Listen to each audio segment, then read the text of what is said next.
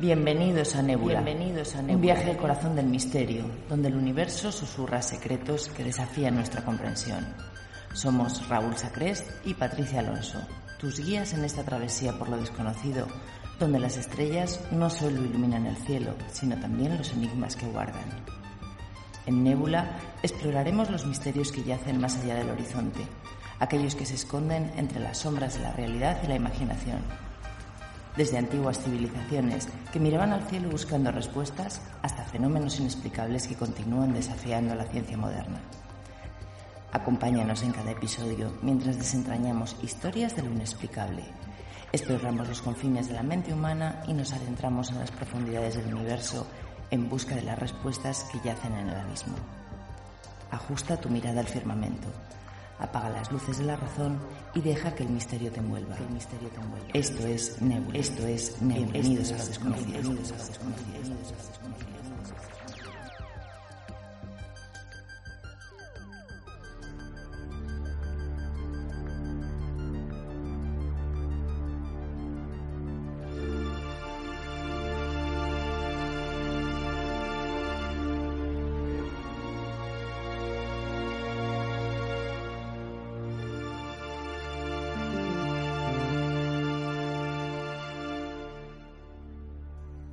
España, primavera de 1981.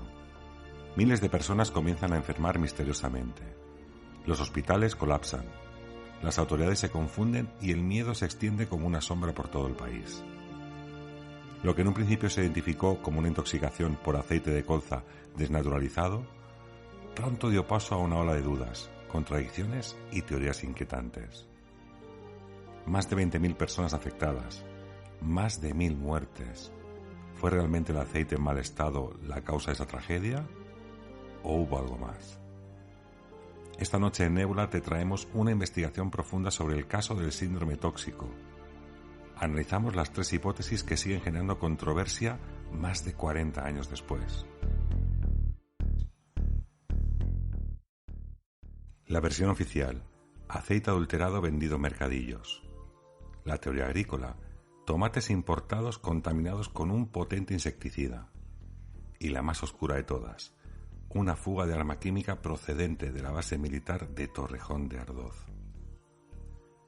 ¿Qué fue lo que realmente enfermó a toda una generación? ¿Quiénes sabían más de lo que dijeron? ¿Y por qué nunca se llegó al fondo del asunto? Acompáñanos en este recorrido por uno de los mayores escándalos sanitarios y políticos de la historia reciente de España. Esto es Nébula, donde la verdad a veces duele más que el silencio, más que el silencio, más que el silencio, más que el silencio, más que el silencio. A veces la historia no se escribe con tinta, sino con silencio. Silencio de gobiernos, de despachos, de archivos cerrados bajo llave. Pero ese silencio tiene eco, y su eco es el dolor de miles de familias.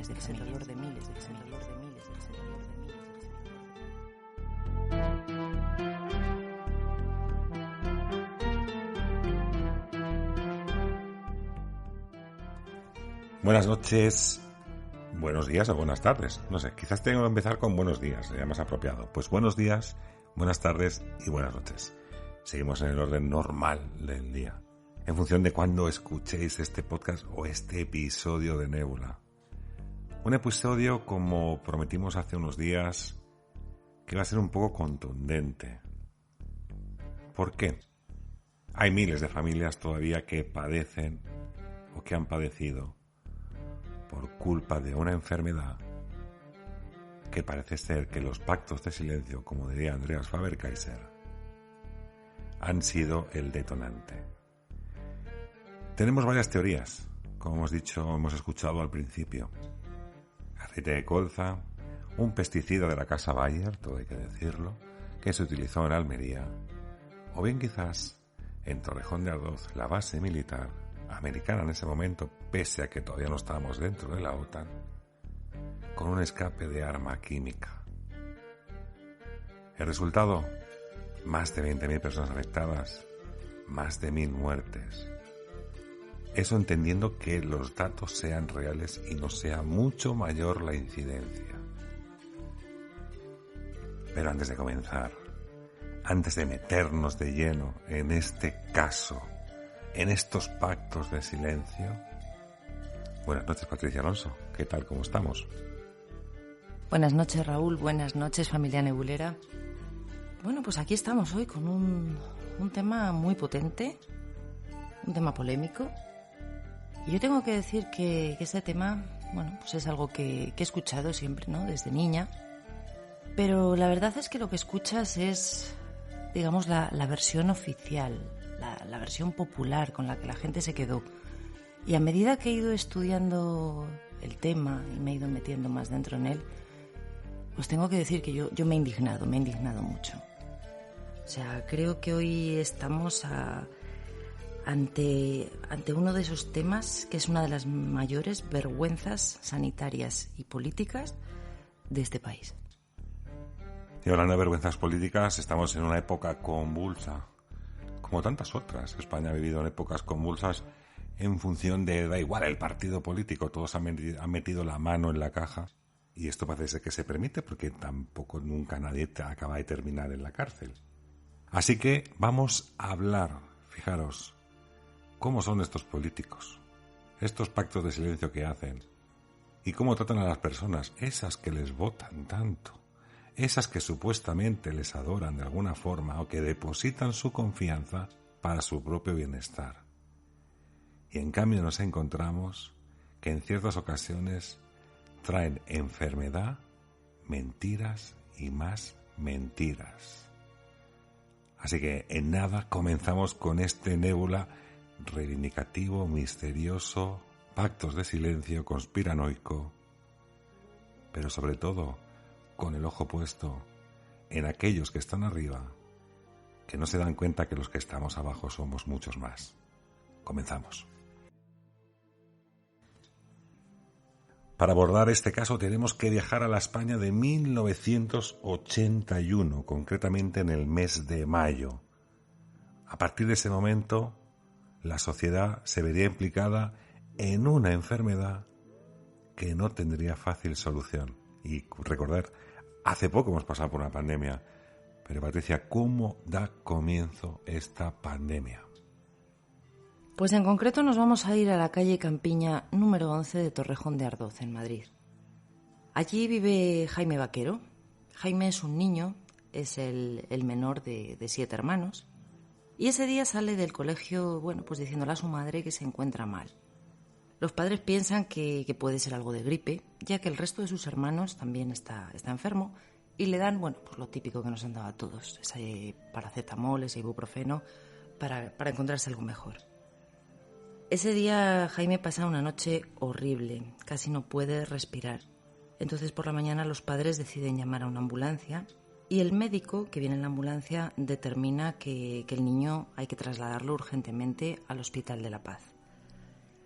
La madre lo lleva ella misma en sus brazos en la ambulancia y a los 5 o 6 minutos de haber arrancado la ambulancia desde su domicilio hasta el hospital, Jaime fallece en los brazos de su madre. Imaginaros esos padres, estaban destrozados. La tarde antes Jaime le había llevado a su madre el regalo del Día de la Madre que había hecho en el colegio. Y su padre, el hombre, no hacía más que lamentarse porque al parecer al niño le gustaba ver todas las tardes a los payasos de la tele. Y esa tarde antes no había podido verlos porque, bueno, pues lo habían cambiado por una retransmisión de toros o de fútbol o algo de esto.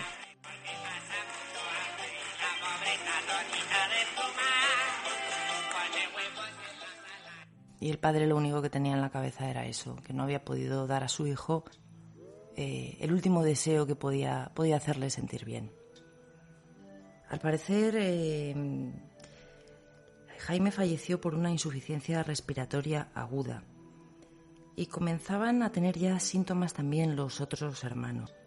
Unos fueron ingresados en el Hospital de la Paz y otros en el Hospital del Rey. Y en este hospital, en el Hospital del Rey, estaba de director el doctor Antonio Muro, que como vais a ver a lo largo de toda esta historia, va a ser un nombre muy relevante, desde luego. Este hombre era epidemiólogo, toda una eminencia en enfermedades infecciosas. Cuando este hombre llega a trabajar, pide el parte de ingresos del día anterior, obviamente, como hacen todos los médicos, y le llama la atención que vea a 5 miembros de una misma familia, todos con los mismos síntomas. Y también ve, claro, que uno de los hermanos, aparte de estos 5, ha fallecido y que hay otro ingresado en el Hospital de la Paz. Y esto, pues, obviamente, llamó mucho la atención, porque se pensaban que, claro, que se podía estar ante una alerta sanitaria, ya que además, si realmente esto era una especie de neumonía infecciosa, pues es algo muy contagioso. Entonces este hombre, el doctor Antonio Muro, lo comunicó rápidamente a la Jefatura Provincial de Sanidad. En este caso estamos viendo que el doctor Antonio Muro, donde incluso hemos podido ver que también su hijo también es médico actualmente, que también estoy hablando en un documental, que también mencionaremos este documental, para que lo podáis ver directamente a través de YouTube, creo que sale directamente reflejado, y por diferentes canales, que la verdad que está muy, muy, muy bien hecho. Alertando como debería ser. Es curioso porque, fijaros, los síntomas principales que tiene esta familia y que tenían todos los afectados por este tipo de infección era malestar general, febrícula o fiebre, asfixia y picores. Quiero que os quedéis con estos datos. Malestar general, febrícula y fiebre, asfixia y picores. ¿Cómo continúa así? ¿Cómo sigue esta historia, Patricia? Entonces el doctor Muro lo que decide, se junta con su gabinete médico allí en el hospital y deciden hacer una encuesta epidemiológica en el domicilio de esta familia y en los alrededores. Y se dan cuenta de que 1 o 2 portales más lejos de la casa donde viven los 7 hermanos, había otra familia con los mismos síntomas. No tenían relación aparente con ellos. Incluso había una niña de 4 años a la que se tuvo que llevar también una ambulancia.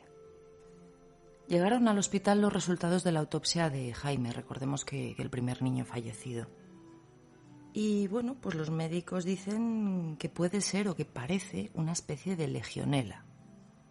Entonces todos los médicos que acompañan al doctor Muro, bueno, pues se extrañan un poco porque los síntomas desde luego no son correspondientes con una legionelosis.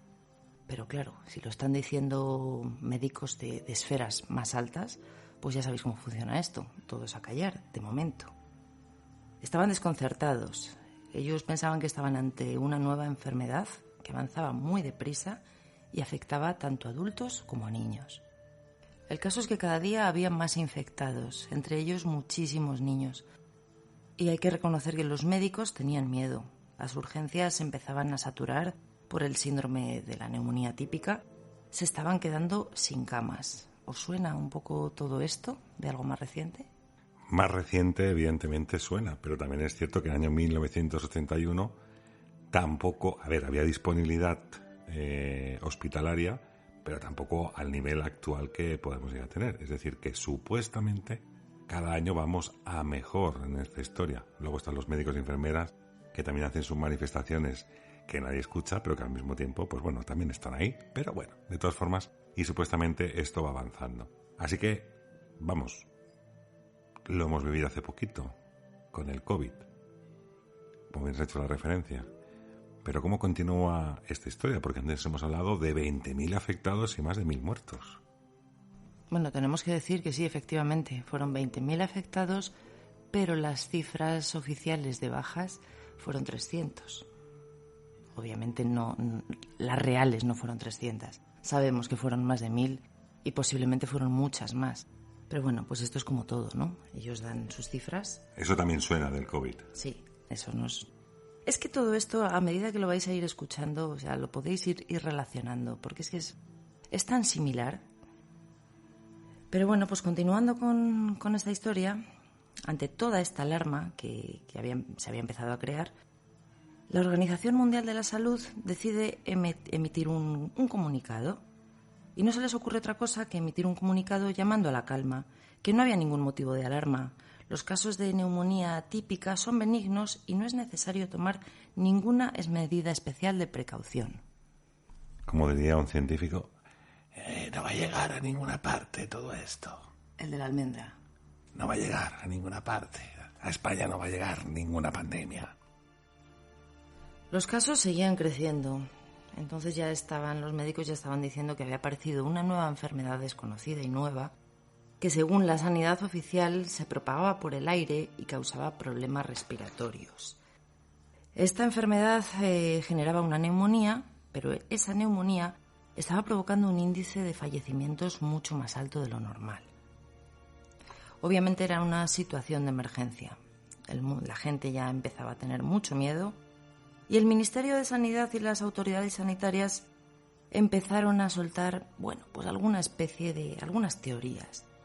Algunos decían que incluso podía ser por algún pesticida, otros decían que incluso podía ser por los cerdos, alguna especie de triquinosis que estuviesen contagiando al ingerir la carne. Había muchas especulaciones. Se llegó a decir que los americanos podían haber soltado algún tipo de agente tóxico desde la base de Torrejón, pero realmente no sabían nada, estaban pegando tiros al aire. En este punto también vamos a marcar un recordatorio, como hemos hecho antes, con los síntomas que se tiene al infectarse de esta enfermedad extraña que tenemos a día de hoy. Y nos quedamos con la base de Torrejón de Ardoz, como he dicho al principio, una base americana, donde parece ser que la calle Campiña número 11, justamente es colindante con lo que sería esta base militar, es decir, la calle de Torrejón de Ardoz más cercana a esta base militar. Y más adelante diré por qué hacemos este pequeño énfasis en este punto. Es que incluso los rusos publicaron que en España había una nueva enfermedad contagiosa que estaba producida por armamento bacteriológico provocado por un accidente y acusaban directamente a la base americana que está allí en Torrejón de Ardoz. Que como hemos dicho antes y cabe recordar, en estas fechas de 1981 todavía no se había aprobado el tener en suelo español bases americanas. Pero ¿para qué votamos o para qué se votó si los americanos ya estaban aquí? Incluso con las EVAs, como muchas veces hemos hablado, la estación de vigilancia aérea, controlada por el gobierno americano y por los militares americanos. Pero bueno, yo creo que la teoría también de la entrada a la OTAN, los que votaron, los que no votaron, incluso Felipe González diciendo que no y cuando llegó al poder diciendo que sí, sería también otro tema a debatir que no vamos a entrar, pero entramos directamente en lo que es esta enfermedad. Incluso desde el gobierno tuvieron que salir a desmentir esta noticia de que Torrejón fuese un foco del problema, porque es que la gente no quería ir allí, no se querían acercar a Torrejón de Ardoz. Y otra de las teorías que se llegó a decir es que era por culpa de los pájaros. Decían que podían ser los transmisores de la enfermedad. Así que imaginaros, la gente que tenía como mascotas en casa, que tenía pájaros, pues empezaron a sacrificarlos, a soltarlos. Eso fue tremendo. O sea, encima de caer enfermos, te quedas también sin tu mascota. Bueno, porque son más vulnerables, ¿no?, los pájaros. Hace poco con el COVID tuvimos al pangolín y al murciélago. Con lo cual, no son tan exóticos. Bueno, son más exóticos, pero... No creo yo que mucha gente tenga murciélagos en casa de mascota. Un pangolín puede ser, hombre. Sí, puede ser. Todos tenemos un pangolín en casa. Todos somos pangolín. Pon un pangolín en tu vida. Pon un pangolín en tu vida. Tenemos que decir que es verdad que parece que hagamos un poquito como de cachondeo ante esta temática, pero lo que también nos podemos garantizar es que hablamos con el máximo respeto. Pero sí que es cierto que en ocasiones, cuando escuchas ciertas afirmaciones y ves el pasado, ves el presente, ves el futuro, te das cuenta que estamos manejados por peleles, se puede decir de alguna manera, que repiten la historia. Es decir, no aprendemos de la historia, que la acabamos repitiendo. Pero con ello, ¿sabéis lo que pasa? Que aunque lo tomemos de esta manera, como decimos, hay miles de muertes causadas por incompetencias de los que están en los altos estamentos. El siguiente paso fue que desde el Ministerio de Sanidad hicieron venir a España, procedente del Centro Nacional de Enfermedades de Atlanta, al doctor Bain, al parecer un epidemiólogo que era un referente en todo el mundo. Este hombre llegó aquí y en ese momento nuestro ministro, Sancho Argoz, ordenó que todos los datos y todas las investigaciones que se habían hecho hasta ese momento, que estaban en posesión del Ministerio y del INSALUD, había que dárselo todo a los americanos. había que mandarlo para Atlanta. Entonces los americanos que vinieron con el Dr. Vine hicieron un acopio de toda esta documentación que posteriormente se trasladó a Atlanta, supuestamente pues para estudiarla, para investigar. El caso es que esa documentación nunca más se supo. Desapareció. A España no volvió. Bueno, aquí volvemos un poquito con la teoría, ¿no? O sea, ¿qué tienen que ver los americanos en esta historia cuando aquí tenemos unos médicos estupendos y maravillosos, incluso mejores que los propios americanos en muchas ocasiones? ¿Por qué tienen que venir los americanos a estudiar una enfermedad que ni les va ni les viene? ¿Cuál es la casuística que les llama la atención para poder interesarse por ella? Recordar, base de Torrejón de Ardoz. Continuamos. ¿Y qué ocurría mientras se pegaban en los despachos aquí? Bueno, pues que los hospitales, aparte de estar colapsados, se estaban empezando a aislar pabellones enteros por ese supuesto contagio. Las familias estaban desesperadas, veían cómo enfermaban y sobre todo sus hijos, cómo cada vez estaban peor, cómo perdían peso de una manera pero sin sentido. O sea, estamos hablando de personas que cuando han salido del ingreso igual pesaban 30 kilos menos. Pero se empiezan a dar cuenta de algo muy curioso. En una casa a lo mejor estaban afectados todos los miembros, pero en la casa de enfrente ninguno.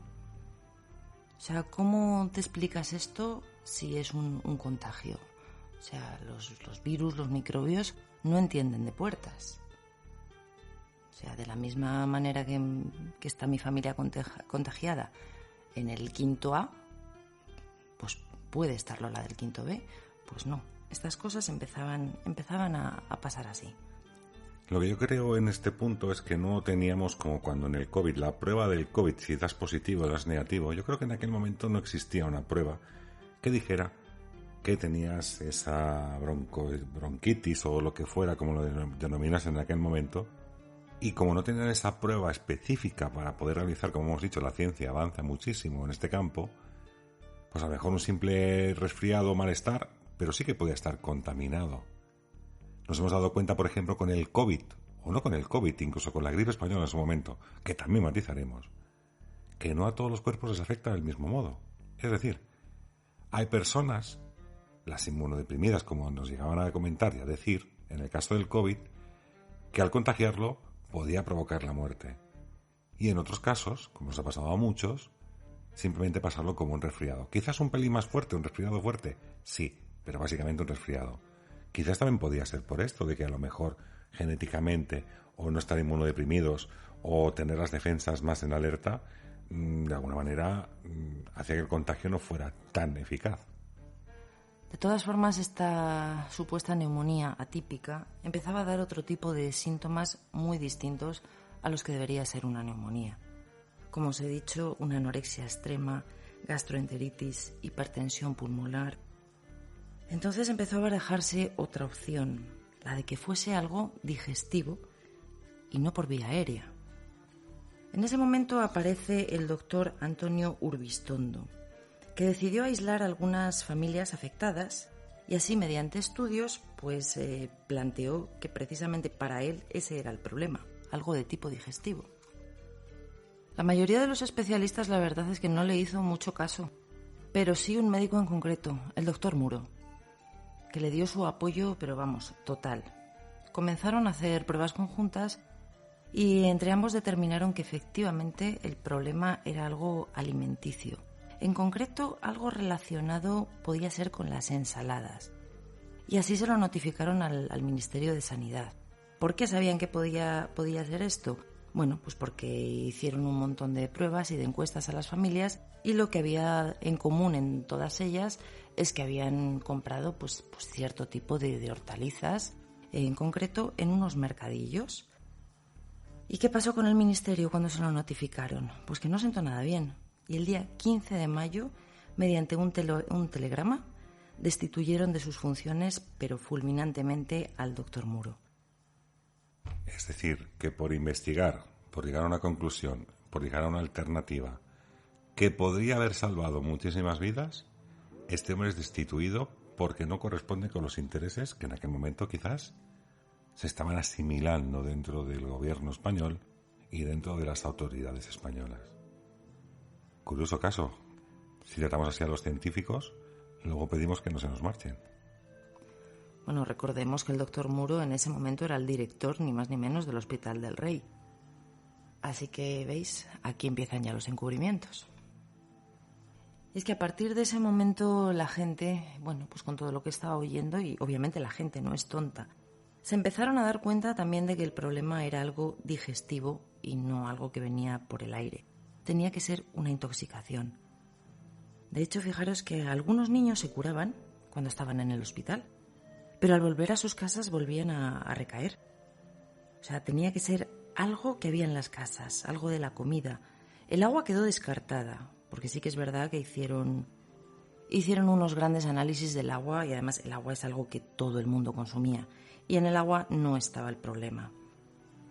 Entonces los médicos deciden hacer una encuesta y estudio a 11 familias en concreto.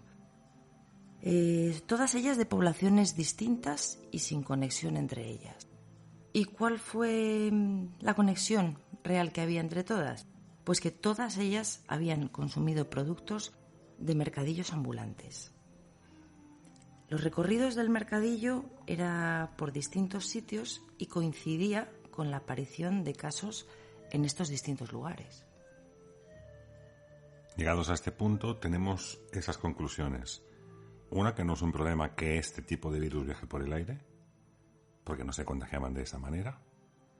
Dos, que estos estudios de los médicos nos dicen que eran problemas digestivos, es decir, que venían de algo que se había consumido, y por lo tanto realizan ese estudio concreto con algunas familias para saber cuál puede ser el producto que pueda estar en mal estado o que dé esos síntomas directamente para dar con esa enfermedad. ¿Qué decían estos estudios que continúan? Porque entiendo que el doctor Vine de Estados Unidos en Atlanta quedó mudo, ¿no? No dijo absolutamente nada más de todo esto. No, de los americanos nunca más se supo. Se llevaron los papeles para Atlanta y si te he visto no me acuerdo. Al descubrirse que el foco podía estar en los mercadillos, estos se empezaron a investigar. Buscaban un alimento de uso común, algo que no consumiesen los niños pequeños, porque realmente no hubo ningún caso de niño afectado por debajo de los 5 o 6 meses. Y se llegó a encontrar, o al menos eso ellos pensaban, que había un elemento común, un aceite que se compraba en garrafas de 5 litros a granel. Hubo un médico, un pediatra, el doctor Tabuenca, que fue el primero que dijo que el problema podía estar en el aceite. Así que imaginaros el revuelo que esto causó, porque era un aceite consumido por muchísima gente, gente trabajadora, gente que vivía en barrios. Era un aceite que era mucho más barato de lo normal, entonces estaba en muchísimas casas. Ante estas declaraciones del doctor, el ministro Sancho Roff decidió hacer una declaración pública en televisión alertando sobre este aceite, el aceite de la colza. Decía que tenía un componente industrial, era aceite desnaturalizado, que se había cometido un fraude, un delito contra la salud. Aparentemente, habían dado con el foco de la infección. Pero aquí sale otra vez a la luz el doctor Muro, que discrepaba por completo de todo esto. Él sostenía que el aceite no tenía nada que ver. Además entiendo que, pusieron el punto sobre la I, en este caso sobre el aceite, pero sí que es cierto que, por ejemplo, llegó a provincias como Cataluña, y en Cataluña, por ejemplo, no se dio ningún caso, es decir, todo fue prácticamente desde la parte de Torrejón, Castilla y León creo que también tocó, aquí en Valladolid también tocó bastante. Aquí debió haber muchos casos, sí. O sea que yo creo que es más la zona centro en la cual el aceite de colza hizo estragos. Pero como digo, por ejemplo, en provincias o en comunidades como Cataluña, sabemos que hubo una gran partida de entrada, aunque, escuché la versión de que de alguna manera le habían añadido líquido o agua o no sé qué historia, y que ese aceite se había convertido en que de alguna manera, creo que tenéis por aquí los datos, ¿no? ¿Anotados? Sí, ahora un poquito más adelante te lo cuento. porque al parecer este aceite provenía de 2 empresas francesas. Me vais a perdonar mi pronunciación, pero el francés y yo no somos muy amigos. Huilery de la Dalis y Compien Oliguinot Ro. Al parecer era un aceite de colza desnaturalizado que estaba destinado a usos industriales. Se había desviado una partida y había llegado al consumo humano. Al parecer los camiones entraron por Irún y llegaron hasta Guipúzcoa, a la empresa Rapsa, que era propiedad de los hermanos Bengoechea. Y desde allí se extendió a 22 provincias. Es más, se comprobó que por donde había pasado el aceite se había producido el síndrome tóxico. Rapsa a su vez vendió el aceite a diferentes empresas que lo fueron extendiendo pues también por toda la península. El aceite, digamos que tomó 2 caminos, como ha dicho Raúl. Una parte llegó a Cataluña, donde no hubo afectados, porque por lo visto trataron el aceite para eliminar la anilina. La anilina es una especie de tinte que lo echaron para que ese aceite tuviese un aspecto no tan industrial, tanto de aceite para máquinas, sino como para uso doméstico. Entonces allí en Cataluña se dejaron aconsejar por un experto que simplemente, por lo visto, era cuestión de añadirle agua. Añadiéndole agua se eliminaba la anilina. ¿Qué pasó por la zona de Madrid? Bueno, pues que allí lo que hicieron fue todo lo contrario. Calentaron el aceite para llevar a cabo el refinado, pero con el calor lo que consiguieron fue activar más el tóxico. Así que se convirtió aún en más tóxico de lo que aparentemente era. A mí en este dato me parece súper curioso que en Cataluña, simplemente por añadir agua, no hay ningún afectado. Añadir agua, es que estamos hablando de una solución totalmente soluble, líquida. Yo supongo que algún proceso más llevaría, pero bueno, que lo básico era eso, era añadir agua. Obviamente no calentar el aceite, que es lo que hicieron en el resto de España. Mira, cuanto más es curioso. Para mí es curioso, sinceramente, no es una cuestión. A título personal, yo diría que echar agua en el aceite, cuando tú lo fríes, ese agua se evaporaría, evidentemente, que el aceite se recalentaría igualmente, y también si tiene esa toxina, o qué producto, o qué químico tiene el agua para quitar la anilina, es decir, el cloro a lo mejor, la cal. Claro, es que es complicado esto, porque son explicaciones, si te das cuenta, Patri, son explicaciones vanas y muy concretas, es decir, simplemente con echar agua en Cataluña no pasó nada. Señores, pero ¿qué es lo que lleva el agua para poder matar un producto, supuestamente un alcaloide, lo que sea que se llame esto? ¿Cómo es posible que sea capaz de aniquilarlo de esta manera? Simplemente con el agua. No sé, yo creo que me falta información, ¿eh? A lo mejor el problema es que el aceite no era tan tóxico como estaban diciendo. Así que llegados a este punto, bueno, pues por parte del Estado, dijeron que todo el que había consumido el aceite eran esas personas que habían enfermado, y que con la retirada del aceite, pues los casos obviamente tenían que empezar a descender. Avisaron a la población de que no debían de consumirlo y de que todo el que tuviese ese tipo de aceite en casa se deshiciese de él. Incluso pusieron, digamos, como camiones de campaña en donde la gente podía ir a llevar las garrafas de aceite, y a cambio se les entregaban o botellas de aceite normal o se lo canjeaban por unos vales de dinero, pues para que pudiesen comprar aceite nuevo. Así que bueno, pues es lo que os digo, que por parte del Estado dieron la causa del aceite por buena y dejaron de investigar. Incluso todas las opiniones que no encajaban con la teoría oficial eran silenciadas inmediatamente. Creo recordar incluso que cuando se dictaminó esa parte de la retirada del aceite, que la gente decía que retirara el aceite, en un primer momento ni siquiera se les pagaba absolutamente nada a la gente por dar esos 5 litros de aceite que habían pagado con su propio dinero, ¿no? Algo que me parece muy curioso. Que luego es verdad que con programas de televisión y demás donde se sentían los políticos atacados, acabaron convenciéndose para poder abonar de alguna forma el importe de ese aceite que habían consumido. Pero bueno, lo más curioso de todo esto es que voces disonantes diciendo que podía ser otro tipo de contagio o otra causa que no fuera el aceite, eran silenciados de forma tajante. Hemos visto que el doctor Muro fue relevado de su puesto de director en el Hospital del Rey y no se le volvió a reincorporar porque seguía en sus 13 de que realmente aquel producto no era el que contagiaba o el que producía la muerte de muchas personas. De hecho, se le llevó también a televisión en varias cuestiones y hay que decir que las personas que estaban sentadas a su frente eran incapaces, totalmente incapaces, quedaban en silencio cuando el doctor Muro daba su apreciación, daba su veredicto y decía las cosas tan claras como él las pensaba. Pero empezaron a surgir las dudas entre la población, ya que no todos los enfermos confirmaban haber consumido el aceite. Muchas personas empezaron a dudar porque había miembros de una misma familia afectados y otros no, cuando todos aparentemente comían de la misma comida. Entonces empezaron a decir algo que has comentado tú antes. El aceite tóxico decían que producía una alteración en nuestro mecanismo de inmunidad, que los síntomas no tenían por qué ser iguales en todas las personas, ya que todos los organismos son diferentes. A ver, aquí estamos hablando. Mira, por ejemplo, el COVID no tuvo una mayor repercusión, por ejemplo, en países africanos, porque los afrodescendientes, de alguna manera, se sentían como más protegida o tenía unas defensas mayoritarias ante el COVID, por ejemplo.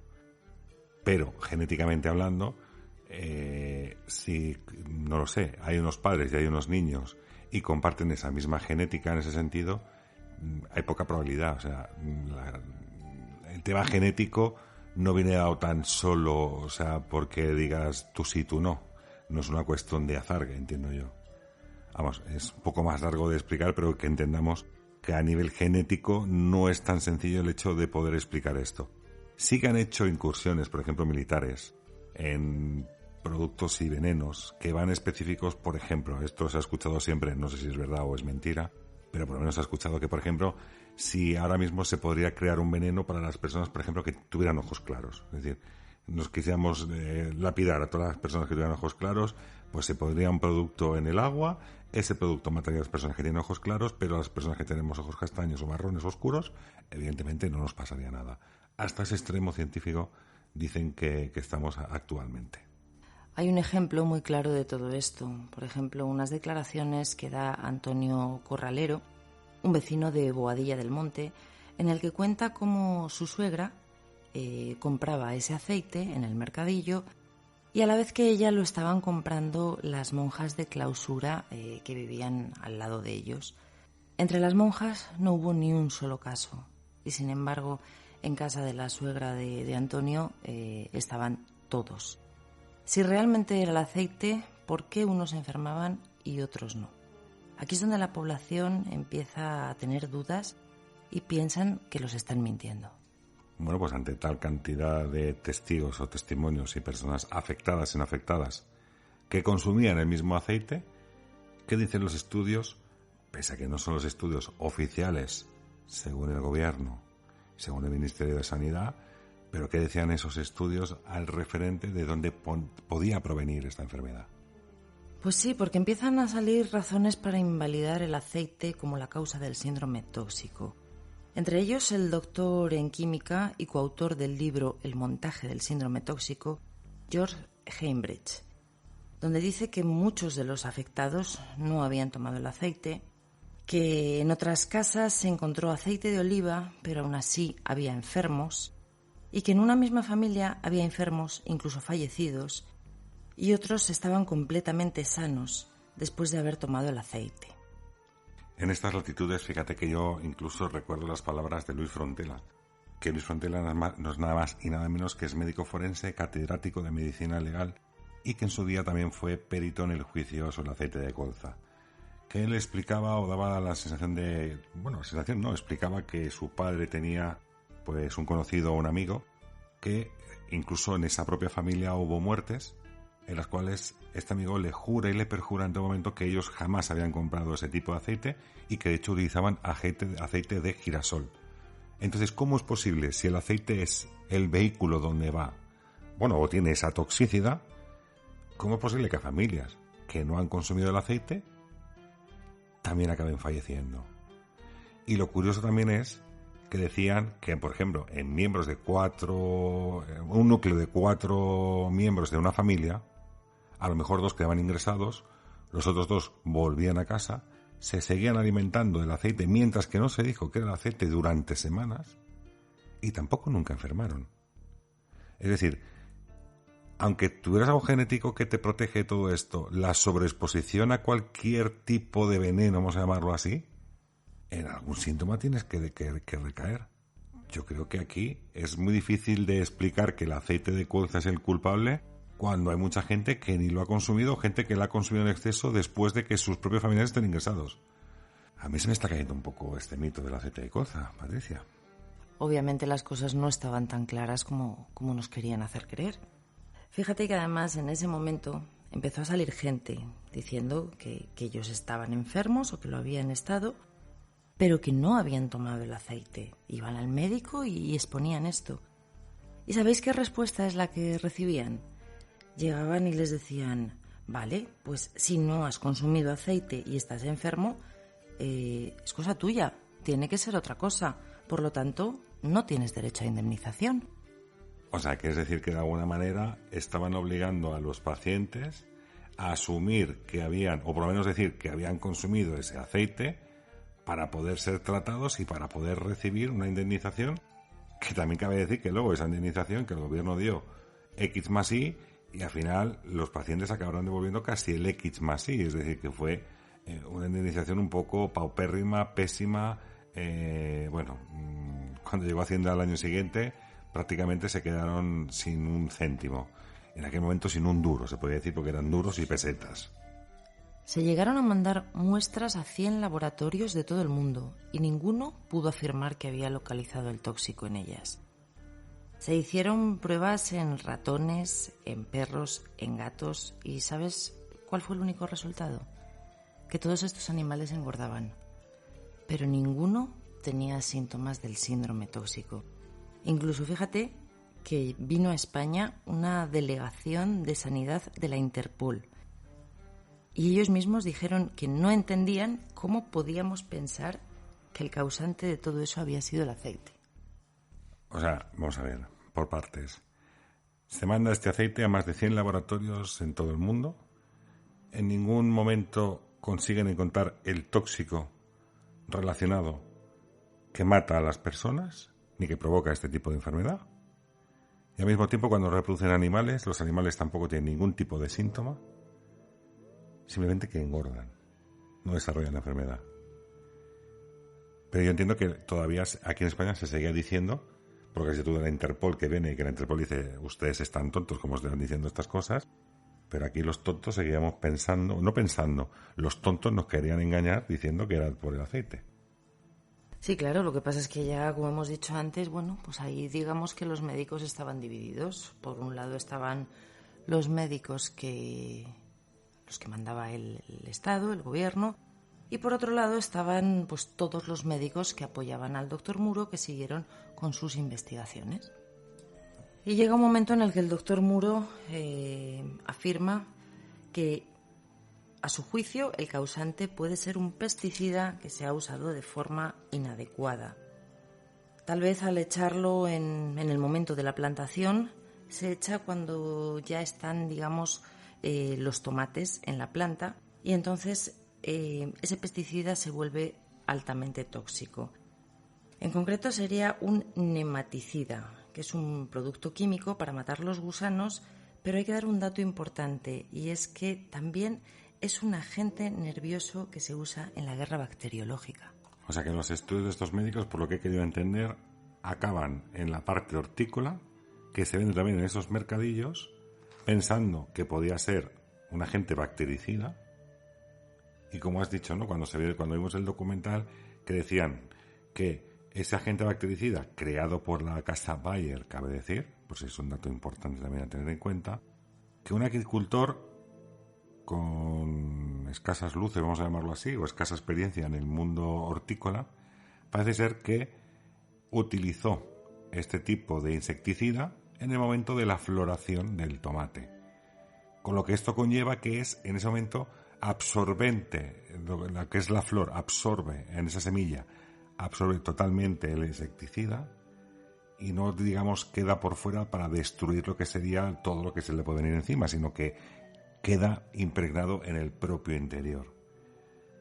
De todas maneras, con el último dato que has dicho también de la guerra bacteriológica, otra vez me está resonando los mismos casos y ese pacto de silencio y sobre todo lo que investigó Andreas Faber-Kaiser.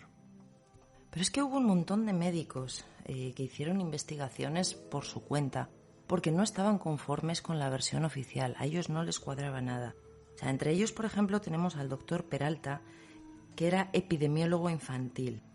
Él decía que los síntomas de la enfermedad eran completamente compatibles con una intoxicación por pesticidas.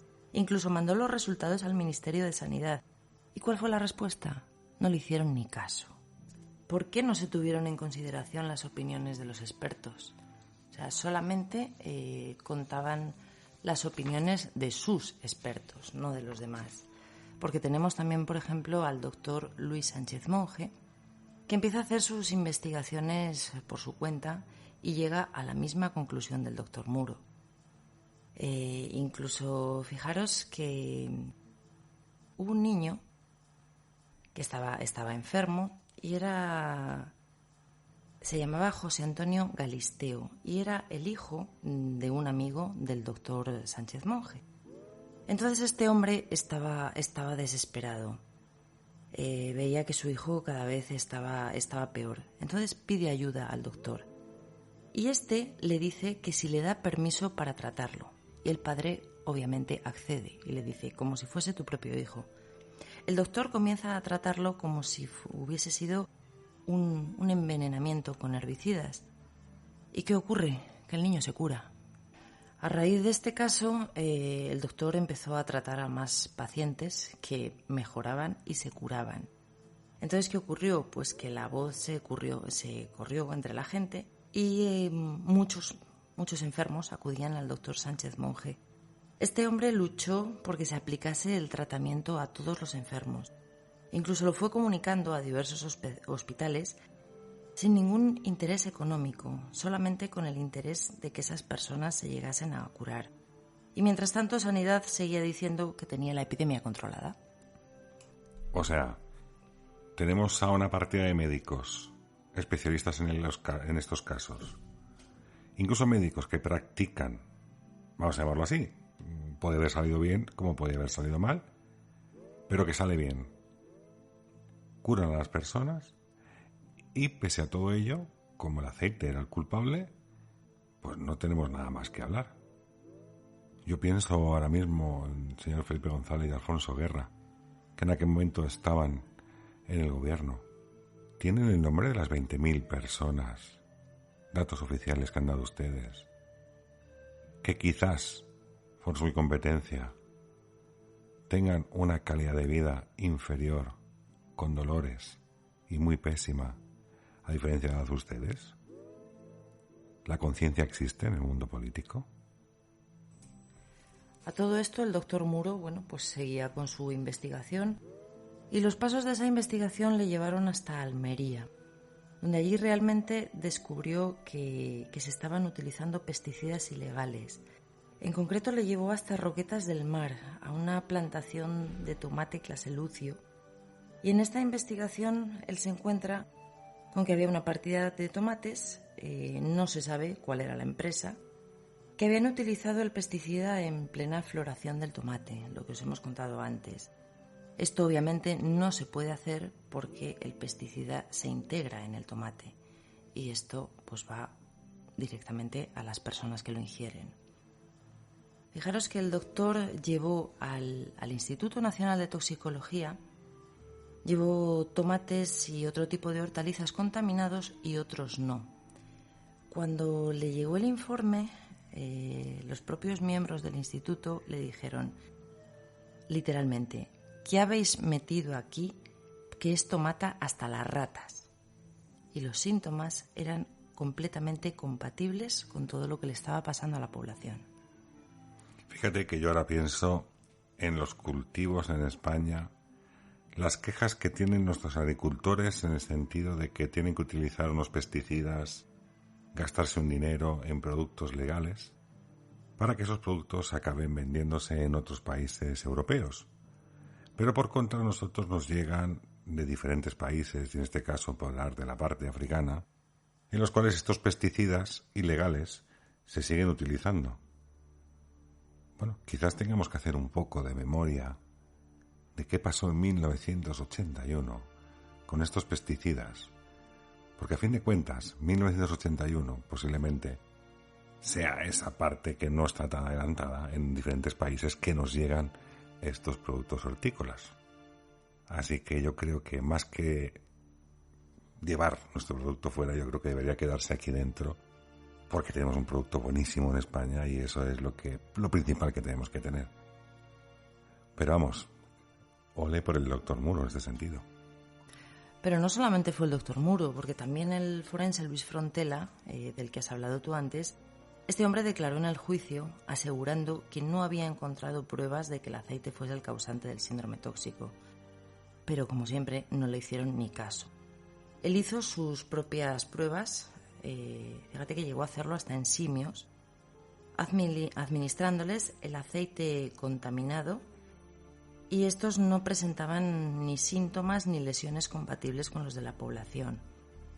Entonces lo que hicieron, se fueron a una huerta y rociaron con un pesticida que era igual que el que sospechaban que podía ser el causante. De la Casa Bayer. Vale, de la Casa Bayer. A unos monos les dieron el aceite supuestamente más tóxico que había y a otros unas hortalizas de las fumigadas. Los monos que habían consumido el aceite les pasaba igual que les pasó a las ratas en su momento. Simplemente engordaron, no causaron ningún síntoma. Sin embargo, los que habían tomado las hortalizas, sí. Este hombre, Luis Frontela, notificó que el síndrome estaba causado por pesticidas y no por el aceite. Y la respuesta que encontró fue que ya lo sabían. Le metieron prisa para entregar los resultados de su estudio, casi sin poder terminarlos, y si te he visto no me acuerdo.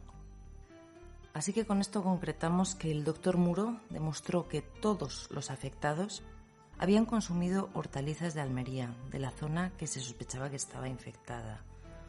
O sea que de algún modo los estudios de Frontela, los estudios del doctor Muro, coincidían en esa parte contundente de lo que era el tema de hortícola, en ese sentido. Bueno, yo creo que tenemos una respuesta. Lo que parece ser, lo que tampoco termino de entender, y fíjate que parece ahora que está todo como muy desentrañado para el sector hortícola. ¿Qué pasa? ¿Que había miedo a enfrentarse a la Casa Bayer? Pero si había sido un error posiblemente del agricultor, ¿por qué no se puede culpar en este sentido al agricultor que realmente lo hizo mal para que no lo vuelva a repetir, en lugar de querer castigar a la parte del aceite? Es que no termino de entender, porque en ambos casos puede ser igual de fatídico, puede ser igual, o sea, a fin de cuentas el culpable no deja de ser el pueblo, vamos a llamarlo así, por decirlo de alguna forma, pero me parece curioso que no quieran entender nada más allá. Bueno, es lo que venimos diciendo toda la noche, ¿no? Que a saber qué intereses había detrás de todo esto. Pero los nombres propios no terminan aquí, porque entran en escena un matrimonio de dos epidemiólogos, la doctora María Jesús Clavejo y el doctor Javier Martínez Ruiz. Estos dos peritos son enviados por el propio ministerio para para hablar con el doctor Muro y para ver sus investigaciones.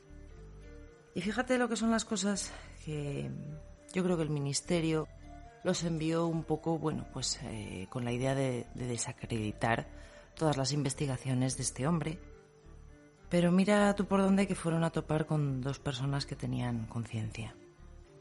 Entonces, después de reunirse con él en varias ocasiones, determinaron que la causa del síndrome tóxico no era el aceite.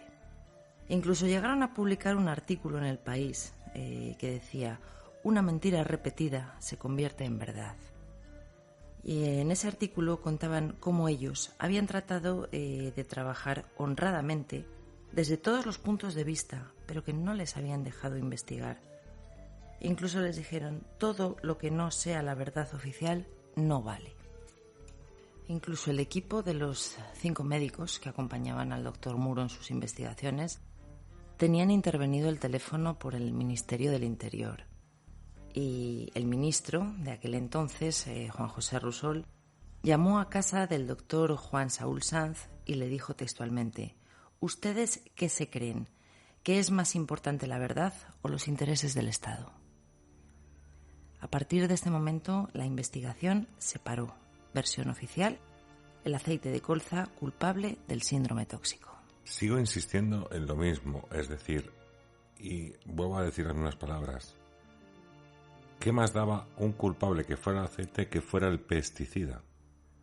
Un pesticida que a lo mejor, ojo, no que el pesticida fuera el problema de la casa Bayer, sino el momento de la floración del tomate, es decir, el momento inadecuado cuando se realiza este pesticida.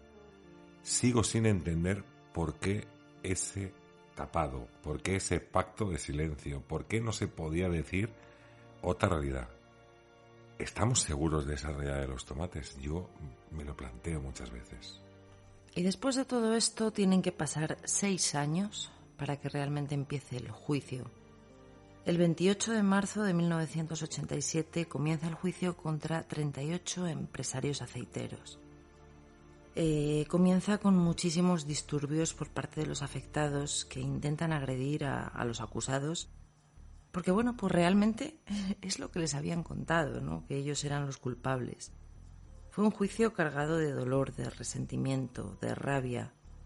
Realmente era un juicio necesario para callar bocas, para buscar a los cabezas de turco que pagasen por todo lo que había ocurrido. Allí, fíjate, muchos de ellos muchos de los afectados denuncian que se les trató como si ellos fuesen los delincuentes. Hay que decir que fue el proceso judicial más grande de España en ese momento y la justicia de esa época no estaba preparada para ese volumen de testigos, de afectados, de todo. Sí que es verdad que en el juicio se barajaron las 3 teorías más probables.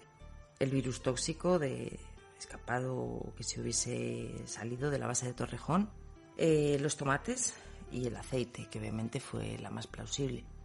Pero claro, tenían que tocarlas todas porque estaban ahí, en la opinión pública. Declararon los doctores del gabinete del doctor Muro, diciendo que las investigaciones que ellos habían seguido eran las correctas y que asumían sus conclusiones, ya que eran acertadas y coherentes. Mantuvieron que los causantes fueron los tomates. Pero otros 7 peritos del Ministerio de Sanidad discreparon y aludieron que habían cometido errores. El propio Luis Frontela hizo declaraciones diciendo que los médicos que estaban a favor del doctor Muro fueron amenazados por los peritos del Ministerio, diciéndoles que les iban a machacar en el juicio tirando por tierra sus teorías. Llegaron a decir que los estudios que habían hecho ellos no valían, porque los monos, acordaros de los famosos monos que habían usado, habían sido adquiridos en un circo y entonces no cumplían los requisitos sanitarios exigidos. Realmente fue un juicio de cara a la galería, o sea, toda una pantomima. El Ministerio mandó declarar a Richard Doll, un prestigioso epidemiólogo, catedrático de la Universidad de Oxford, que presentó un informe que fue realmente concluyente. En ese informe él decía que el causante del síndrome había sido el aceite, pero basándose en los datos que le había proporcionado el Ministerio de Sanidad español, cuando realmente este hombre en 1985 determinó todo lo contrario. No dejaban al resto de médicos acercarse a hablar con él. Le tenían blindado, ya que estos otros médicos querían enseñarle informes aparte de los oficiales, pero no les dejaron. Este hombre, años atrás, estaba más que convencido de que el aceite no era el causante del síndrome. Entonces, ¿qué pasó entre medias de ese no y ese nuevo sí? En la sentencia del juicio, 13 aceiteros de los 39 fueron condenados a penas de entre 6 meses y 20 años de prisión. Imaginaros que la indignación popular fue enorme. Ninguno de los acusados fue condenado por homicidio, sino por delitos de la salud. Solo 2 de ellos entraron en prisión. Familias rotas por fallecimientos, por enfermedades de por vida, por malformaciones, dolores, vidas destrozadas. Y estos hombres encima se declararon insolventes para no tener que pagar las indemnizaciones. La conclusión de la sentencia fue inaceptable, ya que de esa manera los afectados obviamente no podrían cobrar. Los aceiteros no se les condenó por envenenamiento, sino por un simple fraude. Y esto es una señal de que las autoridades no las tenían todas consigo. Debido a la indignación popular, poco después, en 1992, el Tribunal Supremo cuadriplicó las penas a los acusados, ampliando así la sentencia de la Audiencia Nacional 4 años antes. Y en 1995 comenzó el segundo juicio de la colza, el de los altos cargos. 7 exmiembros de la Administración se sentaron en el banquillo, pero solo uno fue condenado a pagar 20.000 pesetas. Y el Estado fue condenado como responsable subsidiario del envenenamiento masivo, por una falta de control a la hora de controlar la comercialización del aceite, y este fue condenado a pagar indemnizaciones haciendo un baremo según las secuelas de cada persona. Y fijaros, iba a decir lo gracioso no, porque no tiene ni pizca de gracia. De la indemnización que recibieron los afectados, al final tuvieron que devolver una parte. O sea, que se quedaron enfermos, muchos de ellos sin miembros de sus familias, con enfermedades de por vida, con secuelas, y encima el poco dinero que les habían dado tuvieron que devolverlo. Bienvenidos a la República Bananera de mi casa, se puede decir de alguna forma. Fíjate que he dejado que explayes, que expliques un poquito toda la controversia que llevaba este pacto de silencio en ese sentido con el aceite de colza. Hemos visto que podría ser perfectamente por el consumo de tomates contaminados por pesticidas, que al mismo tiempo también se utilizan en guerras bacteriológicas. Y en guerras bacteriológicas, por ejemplo, también teníamos que centrarnos de alguna forma, porque además incluso cabe recordar a la investigación de un libro que se llama Pacto de Silencio, el cual escribe Andreas Faber-Kaiser, compadre mío catalán, al mismo que yo, que también en las noches en Cataluña Radio informaba sobre todo este tema del aceite, y que dicen muchos incluso que meterse tanto de lleno, publicar este libro, fue la causa de su muerte. Porque de forma extraña, o no forma extraña, sino tras una transfusión de sangre, casualmente una sangre también infectada, pero en este caso del virus del SIDA, acabó paliando su vida unos años más tarde de la publicación de esta obra, Pacto de Silencio de Andreas Faber-Kaiser, donde recoge una cantidad ingesta de testimonios sobre este caso y sobre su posible teoría al referente de un escape de un armamento bioquímico organizado por los americanos. Fíjate que ahora estoy recordando al Dr. Weil, que de todas maneras parece de alguna forma que ha desaparecido con todos los datos y a lo largo de esta historia no ha vuelto a aparecer todavía. Es curioso que los médicos de aquí no tuvieran acceso, pero él sí que tenía acceso a todo tipo de información. ¿Por qué los americanos en este caso se interesaron tanto?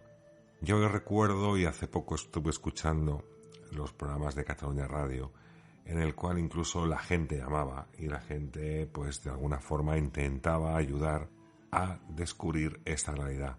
Incluso llegué a escuchar a algún ciudadano en aquel momento, años 80, en el cual decía que los primeros indicios o los primeros periódicos o los primeros telediarios acusaban de que el primer enfermo no fue el niño que has recitado al principio, que has nombrado en un principio, de aquella familia numerosa, sino que fue el de un militar en la base de Torrejón de Ardoz, y a partir de aquí se expandió por todo ello.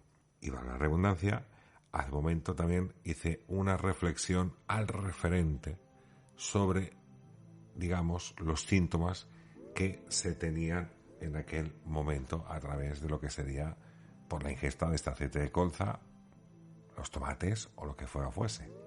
Y para ello recuerdo que era malestar general, febrícula y fiebre, asfixia y picores. Bueno, pues ahora mismo voy a retroceder en el tiempo hacia el año 1918, momento en el cual la gripe española azotaba toda Europa. ¿Sabéis cuáles eran básicamente los síntomas que tenían? Fiebre alta, tos, dolor de cabeza, dolor de garganta, malestar general y asfixia. La muerte, principalmente, era por asfixia. ¿Recordáis también cuáles eran los mismos síntomas del COVID-19? Malestar general, dolor de cabeza, vómitos y muerte por asfixia. Recordemos que además incluso decía que la gripe española, si hubiéramos tenido más respiradores automáticos como teníamos en la época del COVID, se hubieran salvado muchas más vidas. Y las vidas que se salvaron eran por los respiradores automáticos que teníamos directamente en este momento del COVID. Pero a mí me parece muy curioso que los síntomas en estas 3 grandes pandemias sean de alguna forma muy parecidos. Pero no contento con todo ello, es que encima en estos 3 tenemos los agentes bioquímicos detrás. 1918, con la Guerra Mundial, donde se quería acabar con el enemigo acusando o interviniendo de alguna forma no solamente el gas naranja o el gas pimienta, este famoso que tenían, sino con una bacteria que fuera capaz de influir en el enemigo. Y dicen que esto fue en un campo americano, en una base americana de Estados Unidos, y a partir de aquí se expandió. Y ahora recuerdo, fíjate, la historia que hemos dicho también de los animales, el pangolín, el murciélago, y casualmente donde estaba este pangolín y este murciélago, los primeros casos del COVID-19, resulta que están al lado de una empresa, de una química, en la cual trata con diferentes productos químicos para la bioguerra, se podría decir de alguna forma. Me parece muy casual, los mismos síntomas, mismo parecer que acaba con mucha gente en este sentido, y que al mismo tiempo todo sea muy ocultado. Por un lado, está claro que no podemos olvidar, podemos casi diríamos por parte de la parte científica entender que con esos 100 análisis en diferentes laboratorios, más las investigaciones de nuestros mejores médicos, dijeron que evidentemente no era aceite de colza, podía ser el tema hortícola, pero como hemos dicho en un principio, también la base americana está cercana, en el pleno epicentro del lugar donde se empiezan a dar los casos. ¿Cómo se contagia? ¿Cómo no se contagia? O si de la propia base, hubo algunos productos que cayeron o algo explotó o dejó de explotar. Algunos productos que luego se transportaron. No lo sé, vaya usted a saber. Pero lo que está claro es que las respuestas no nos las va a dar ningún gobierno, y menos las personas que en aquel momento circulaban por allí. Lo que está claro que hay un pacto de silencio en el cual nunca van a decir la verdad. Hay gente importante detrás. Recuerdo a muchos compañeros y en muchas de las entrevistas que yo he escuchado, en pequeños grupos, en pequeños comités, decir a personas, afectadas incluso, que había grandes personalidades detrás de toda esta trama, que esto se quedaría como el aceite y jamás vería la luz, la realidad de lo que ocurrió. Y estas son palabras de gobernantes de aquel momento del país, que no gobernaban, sino que disimulaban y jugaban al despiste con una enfermedad que nos había caído encima. Sea como fuere, sea un experimento bacteriológico, sea un error en los tomates, o sea la desnaturalización del aceite de oliva, o en este caso el aceite de maquinaria, hay unos afectados que nunca han obtenido respuesta. Hay unas familias que lo han padecido. Y por eso estamos aquí narrándolo en nébula, porque no es misterio, pero sí conspiración, sí pactos de silencio. Sea lo que sea, esperemos que algún día aquellos gobernantes tomen la decisión de desclasificar este tipo de secretos, que yo creo que esto no va a ser nunca, para que podamos llegar a entender los conejillos de Indias que hemos sido, que somos y que seremos seguramente en un futuro no muy lejano. ¿Y qué podéis encontrar en las investigaciones de Andreas Faber-Kaiser en este sentido en pacto de silencio? Bueno, en él pues se puede decir que alega que el aceite fue usado como una cortina de humo para desviar la atención pública y mediática. Cree que una de las verdaderas causas fue el insecticidas ilegales en tomates, Pero aquí hay un matiz, y es que según su investigación los afectados habrían consumido tomates tratados con un pesticida tóxico, fosfamina y organofosforados no autorizados en Europa, porque estos tomates fueron importados desde países del norte de África. La sintomatología observada en los pacientes era, según él, más compatible con un envenenamiento por pesticida que por el propio aceite. Y luego, como hemos dicho, se desentraña mucho la hipótesis aún más oscura, que es el arma química militar. Propone que pudo haber un escape o prueba de un agente químico neurotóxico proveniente de la base militar de Torrejón de Ardoz. Sugiere un posible experimento encubierto de armas químicas o bacteriológicas en población civil. Apunta a un encubrimiento de alto nivel por parte de autoridades políticas, militares y sanitarias. Y la conclusión que tiene el autor en este sentido, Andreas Faber-Kaiser, denuncia un pacto de silencio, como es el título del libro, entre el gobierno, los medios y las grandes farmacéuticas. El libro critica la falta de investigaciones independientes y la ausencia de justicia para muchas víctimas. Así que aquí tenéis el resultado de lo que fue 1981, año de muchos cambios. Fue Tejero, 1981, cuando irrumpió en las Cortes, fue cuando el presidente abdicó y dejó de ser presidente, Adolfo Suárez, y subió al poder un jovencísimo Partido Socialista, Felipe González y Alfonso Guerra.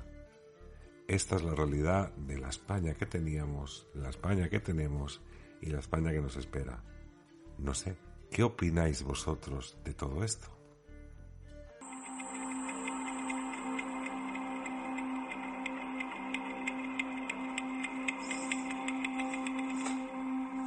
Mi padre quiso investigarlo y durante los años 80, mitades de los 80, estuvo haciendo una investigación muy larga, muy exhaustiva, que culminó en su libro Pacto de Silencio del año 88, donde según él se demostraba que la teoría de que el aceite fue el causante no tenía ninguna base.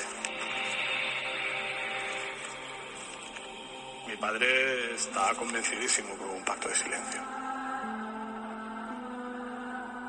Cualquier partido que haya tocado poder en España no le ha interesado destapar el tema. Yo creo que porque abarca, y como decía mi padre, evidentemente, abarca demasiados sectores y con demasiado poder en España como para no cargarle el muerto a unos aceiteros que vendían venta ambulante. No puedo afirmar que mi padre sufriera consecuencias directamente relacionadas con la publicación del libro, pero en mi fuero interno yo creo que sí, creo que es evidente. O sea, mi padre falleció en el año 94 por circunstancias que a mí a día de hoy me siguen sin cuadrar.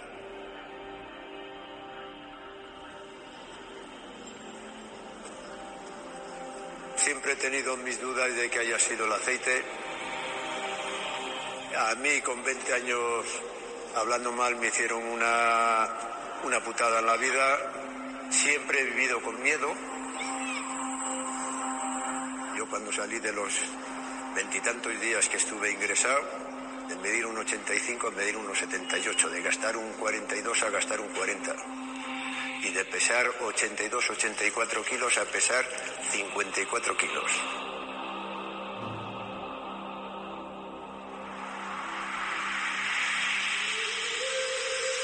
...40 años después, una intoxicación como la del síndrome tóxico puede suceder, nada es imposible,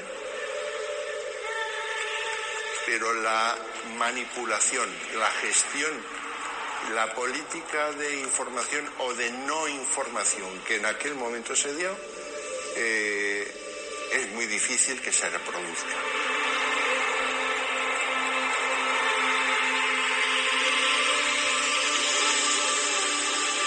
Primero hubo una intoxicación por parte de los medios de comunicación. Luego estuvo la intoxicación por el verdadero tóxico. Y luego la intoxicación que nosotros los médicos producimos. Todos los que no apoyamos la teoría oficial tuvimos problemas decir, aquí ha habido un tremendo pacto de silencio, cosa que yo puedo corroborar como miembro de la Asociación de Afectados, cuando en una reunión de la Moncloa con Felipe y Alfonso, pues nos vinieron a decir que nunca se iba a saber la verdad porque había alguien muy poderoso detrás y porque lo del aceite ya no se volvía a volver para atrás. Y así, más de 40 años después, seguimos mirando al pasado con una mezcla de rabia, tristeza y desconcierto. El caso de la colza no fue solo una tragedia sanitaria, fue para muchos una herida colectiva, un recordatorio de cómo se puede jugar con la vida de miles de personas y después de enterrar la verdad bajo toneladas de informes, titulares manipulados y silencios oficiales. Lo más duro no es solo lo que pasó, es cómo nos lo contaron, cómo una vez más se impuso el relato de los poderosos sobre el dolor de la gente, cómo los afectados fueron tratados como daños colaterales de una historia que no debía contarse entera. El aceite de colza, tal vez sí, tal vez no, pero lo que está claro es que hubo demasiadas preguntas sin respuesta, demasiadas voces silenciadas y demasiado interés en que todo quedara en el olvido. Y es ahí donde nace la sospecha y también nuestra necesidad de recordar. Porque cuando se manipula una población entera, cuando se apaga la verdad de proteger intereses, cuando se sacrifica la justicia por comodidad política, lo mínimo que podemos hacer es no olvidar. La verdad no muere, simplemente espera a que alguien tenga el valor de buscarla. No pretendo deciros qué pensar, solo invitaros a pensar, porque si este caso nos deja algo claro, es que la memoria es nuestra única defensa frente a quienes prefieren que vivamos dormidos. Y si no aprendemos de esto, lo volverán a hacer, aunque, quién sabe, quizá ya lo están haciendo.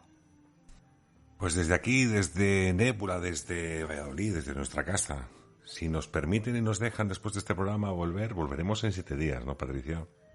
Yo creo que sí. Ahí estaremos, por supuesto que sí.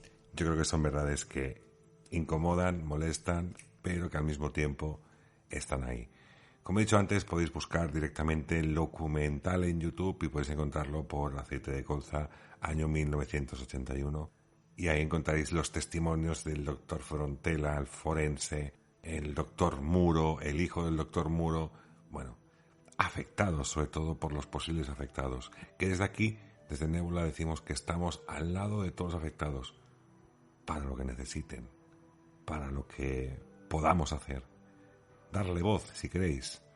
Si alguno es afectado o tiene algún familiar afectado por el aceite de colza, pues mirad, aquí tenéis el número de teléfono de Nébula para poder enviarnos esos mensajes y no os preocupéis porque los reproduciremos para que todo el mundo sepa esa realidad que ocurrió en 1981 y que muchos quieren tapar con una arena muy fina.